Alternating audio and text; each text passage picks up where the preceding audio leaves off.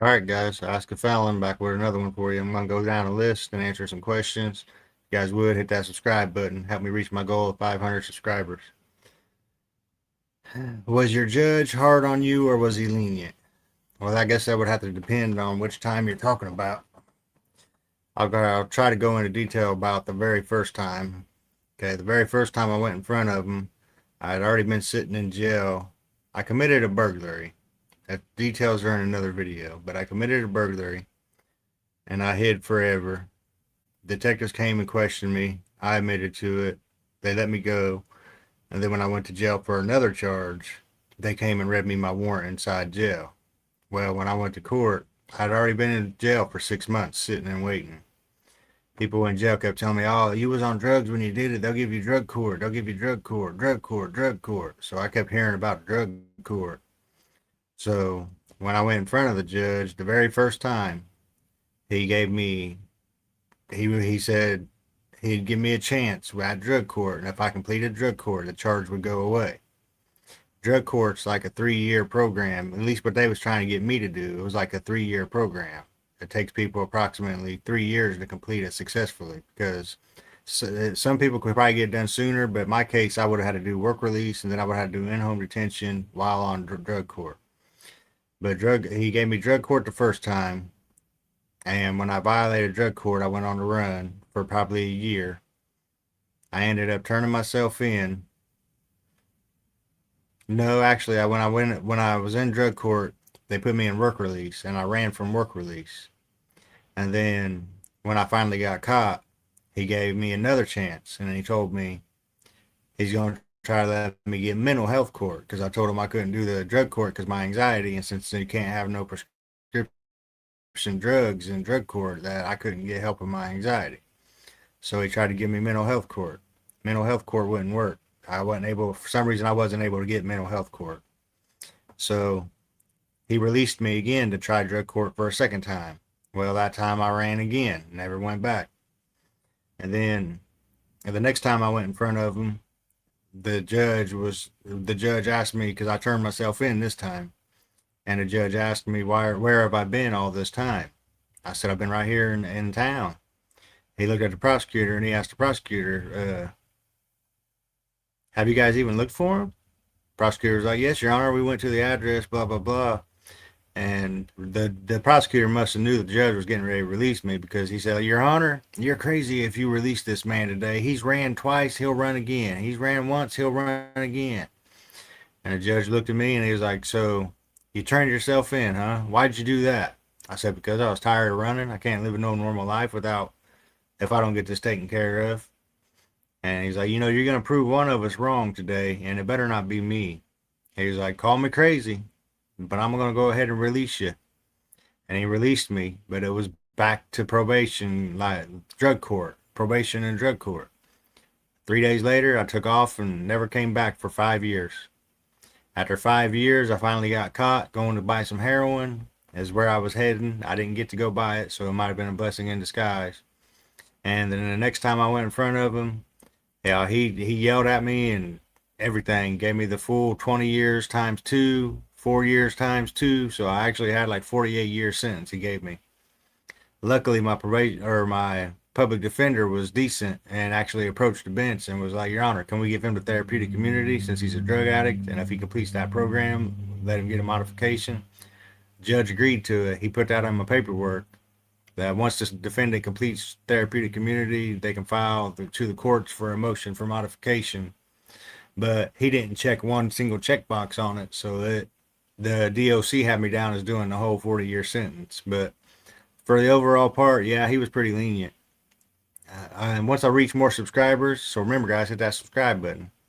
But once I reach more subscribers, I'm going to talk about how after I got out of prison, I had the same judge, and I just happened to marry a woman who was friends with that judge, and how some strings got pulled between the both of us. And basically, we owed him a favor for him not sending me back to do my whole sentence. It's crazy. You wouldn't think the court system works the way it does, but I'm living proof that a court system it's about who you know, 100% about who you know.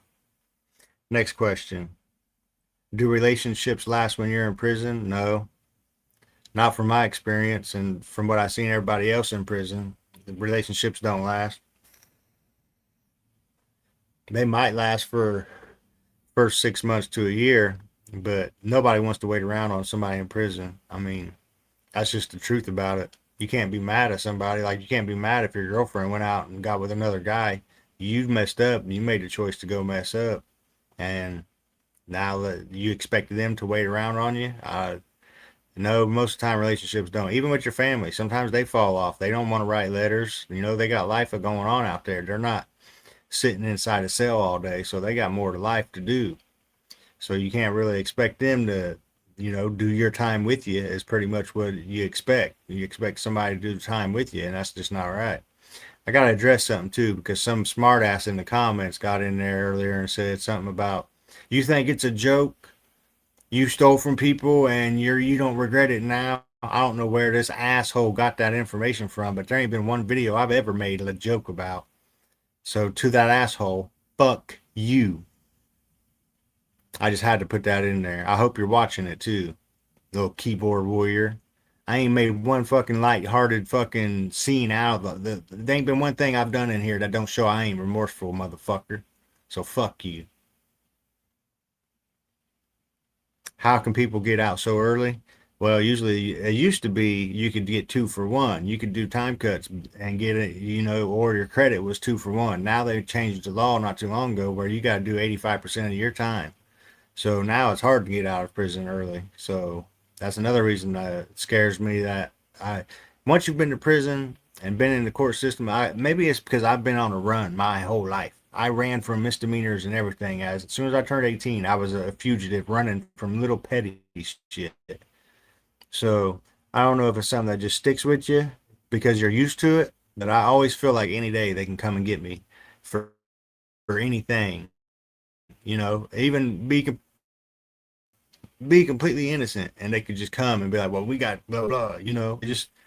I know the system's corrupt. I've seen it firsthand. Once I get to my 500 subscribers, you guys will understand why I feel like that. Like 100%, the systems are corrupt. It's all it takes is somebody who knows a judge, and they'll pull some strings. Because I had it happen for me. What's some easy ways to get in trouble in prison?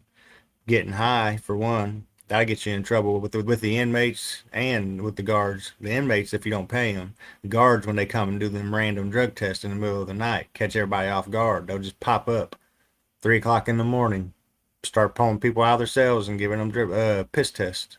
So that can get you in trouble in there. Fighting, get you sent to the hole. I had that happen. I got sent to the hole. What kind of jobs did I have while I was on the run? Shit, basically construction. I stayed under the radar. Every job I had was a non-tax paying job, just so there was never a paper trail. Like I said in another video, I didn't even use my ID at gas stations. When to buy cigarettes, they gotta scan it. Nope, I ain't doing it. I ain't got my ID. So I was very careful out there. How many close calls did I have when I was on the run? I'll have to do a completely different video on that because I've had, I think, 3, 4 close calls that was very, very close. Like me inside the house while the cops is knocking on the door talking to the person who lived there.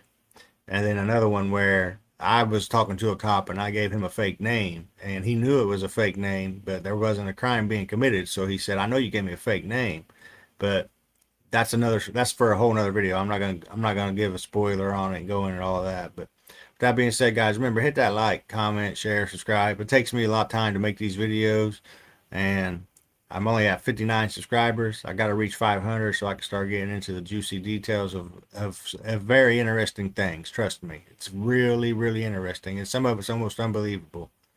Everything I say on this channel, 100% truth. There ain't nothing on here I'm twisting or bending to make it sound any different. Everything I'm telling you is 100% the truth. I'm not a liar. That's one thing I ain't. But with that being said, hit that subscribe, guys. Till next one. See ya.